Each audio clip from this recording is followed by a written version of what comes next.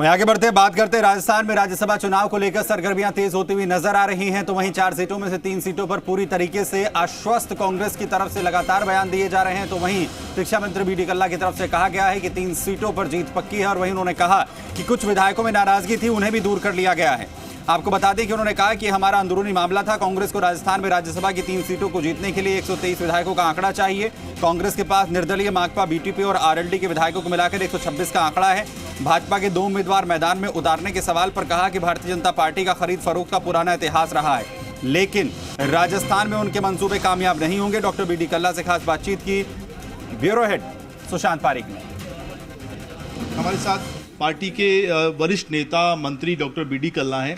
B D कल्ला साहब, एक तो थोड़ा इजी करके बता दीजिएगा कि राज्यसभा का जो चुनाव होता है थोड़ा सा जटिल प्रक्रिया रहती है। हमारे दर्शक अगर जानना चाहें किस तरह से वोटिंग होगी और नए जो विधायक आएंगे उनको आप किस तरह का ट्रेनिंग प्रशिक्षण देते हैं?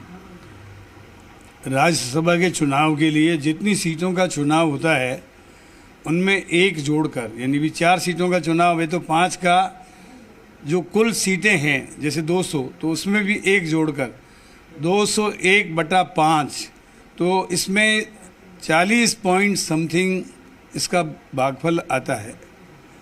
और एक तरीके से इसके मायने ये हैं कि 41 वोट प्रथम वरीयता के जिस कैंडिडेट को आएंगे वो राज्यसभा का सदस्य चुन लिया जाएगा। गुलाब चंद कटारिया कहते हैं या देवनानी कहते हैं कि कुछ निर्दलीय हमारे संपर्क में है।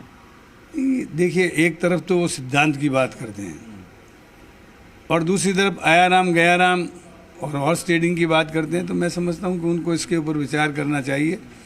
पहले भी उन्होंने राजस्थान की सरकार को तोड़ने का प्रयास किया था। हॉर्स ट्रेडिंग प्रजातंत्र में अच्छी नहीं मानी जाती, इसलिए राजीव गांधी जी ने अपने समय में दल बदल विरोधी कानून वो लेकर के आए थे। एक बात तो सिद्धांत की करते हैं और प्रैक्टिकली ये हमेशा उस कानून को तोड़ने की बात भी कहते हैं। खुद ही कह रहे हैं कि कुछ निर्दलीय हमारे साथ हैं, निर्दलीयों ने समर्थन दे रखा है कांग्रेस को, तो इतना वोट वो ले नहीं सकेंगे। निश्चित रूप से 3 सीटें कांग्रेस की आएंगी, इसमें कोई शक नहीं। राजस्थान में चिंतन शिविर के बाद ही लीडरशिप का झगड़ा खत्म हो गया, यानी अशोक गहलोत की लीडरशिप में ही जो है अगला चुनाव 2023 का लड़ा जाएगा। लीडरशिप में आपने देखा होगा कि कभी कोई हमारे यहाँ स्थिति आई नहीं है और अब तो 1.5 साल का वक्त है, तो निश्चित रूप से कहीं लीडरशिप के मामले में कहीं कोई प्रश्नचिन्ह नहीं है। जो है लीडर वही रहेंगे।